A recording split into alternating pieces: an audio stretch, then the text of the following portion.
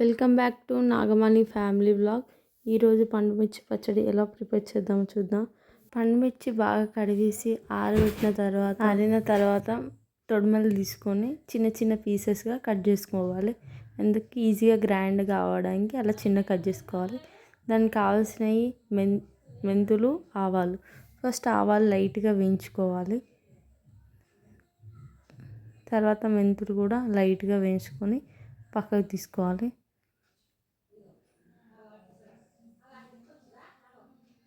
ఇలా 1 kg మిర్చిని చిన్న pieces cut చేసి పెట్టుకోవాలి. ఇవి ఆవాలు, మెంతులు. దీనికి కావాల్సింది 200 grams చింతపండు, కల్లుప్పు, వెల్లిపాయలు, అల్లం. ఫస్ట్ మెంతులు, ఆవాల్ని గ్రైండ్ చేసుకోవాలి. మనం గ్రైండ్ చేసుకున్న తర్వాత ఒక ప్లేట్లో తీసుకోవాలి. నెక్స్ట్ అదే దాంట్లో చింతపండు, కల్లుప్పు వేసి గ్రైండ్ చేసుకోవాలి. మనం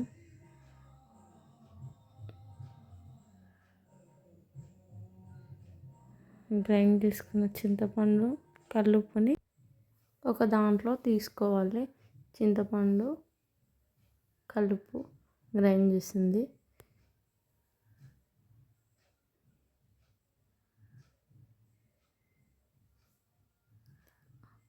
అదే మిక్సీ జార్లో కట్ చేసుకున్న మిర్చిని వేసి గ్రైండ్ చేసుకోవాలి.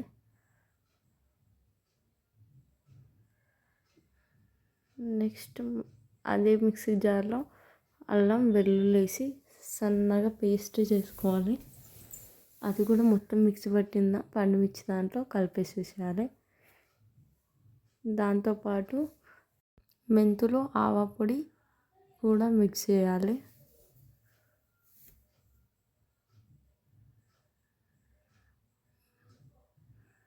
ఇంకా బాగా కలుపుతూ ఉండాలి మొత్తం మిక్స్ అయ్యేదాకా.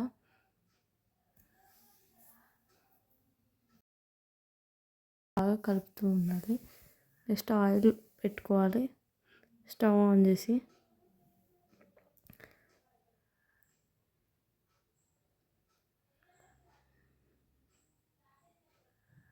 ఆయిల్ హీట్ అయిన తర్వాత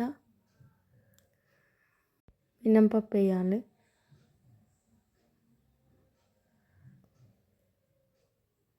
కొంచెం ఆవాలు,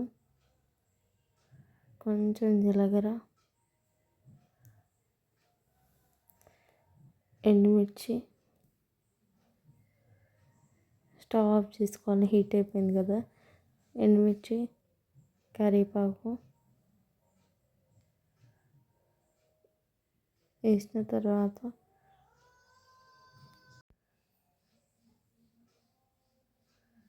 కొంచెం పసుపు, చిటికెడు వేసి బాగా కలుపుతుండాలి. కొంచెం చల్లారిన తర్వాత మనం అన్నీ మిక్స్ చేసినవి 1 day ఊరిన తర్వాత కొంచెం తీసుకొని మెత్తగా గ్రైండ్ చేసుకొని ఈ తాలింపులో కలుపుకోవాలి.